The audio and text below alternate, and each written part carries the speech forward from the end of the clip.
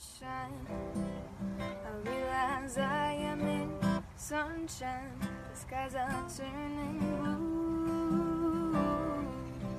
Would you like to go to the top of sunshine? Hello again. In this video, we're going to talk about what makes something an official doctrine or, an official position in the Church of Jesus Christ of Latter-day Saints.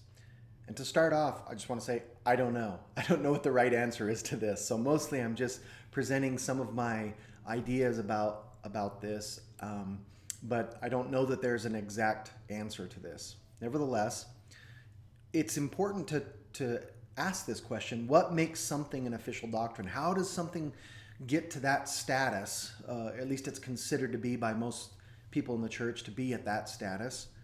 But the same thing for like a position. And what's the difference between a doctrine and a position, right? Maybe you have to think about things that are, okay, are there some principles, some truths, some doctrines that are eternal and never change?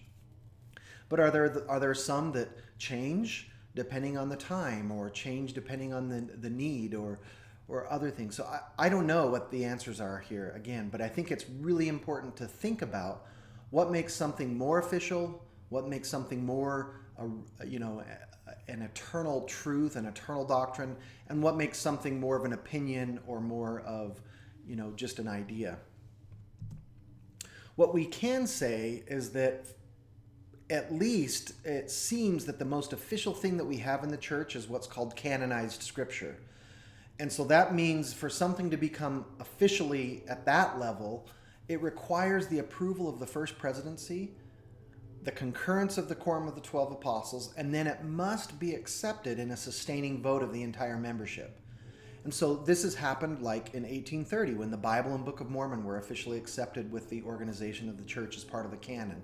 Or in 1835 when Doctrine and Covenants, at least the first 103 sections, were officially accepted. Or again in 1880 when Doctrine and Covenants had an additional 32 sections were added and the Pearl of Great Price was accepted.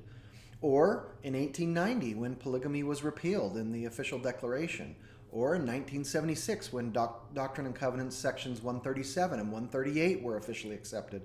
Or in 1978 when the priesthood was made available to all worthy males regardless of race, right? The official declaration number 2. But also we should remember that sometimes things have been taken out. For example, in 1921 the church removed the lectures on faith from the Doctrine and Covenants. So if we have that as kind of our highest standard, something that's canonized, right, approved by the First Presidency, the Quorum of the 12, and brought out to the entire church for a vote, for a sustaining vote, that's maybe our top level, right, of what might be official. After that, I don't know, and I've just made this little graphic here just to get us thinking about what are some of the things that may be more official or less official, more doctrine or less doctrinal, as we work our way down to something that's simply just an opinion or speculation. So again, we have the canonized texts, maybe at the top. Then maybe things like the official declarations by the First Presidency or the First Presidency in conjunction with the Quorum of the 12 Apostles. So, maybe things like proclamation to the family fits in there. I don't know.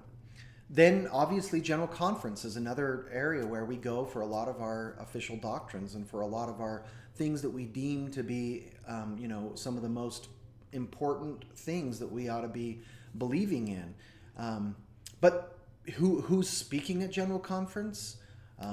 What if their words change from the verbal, what they said verbally, and then what is printed later, because that's happened a lot. So General Conference obviously is in the mix here. I don't know exactly where. Then you may say something like the Church Handbook, which delivers, a whole range of policies and a whole range of other doctrines. Is a doctrine or a policy? Or is it a position? It's kind of sometimes hard to tell exactly what that is as well. Then we might talk about like the church website, the hymns, the magazines, the essays, and all of the other stuff that's on the church website. There's a lot of stuff on the church website. Is everything on there approved? Or what about the church news website? Or, there's lots of other things that then you can start to mix into this. What about when leaders just talk at a stake conference or a ward? Does that mean that they're proclaiming doctrine? And then, of course, there's all the other books and all the other material and everything, everything that Deseret Book publishes and other publishing companies. So how do you deal with all of that? What's more official? What's less official? I think it's not clear.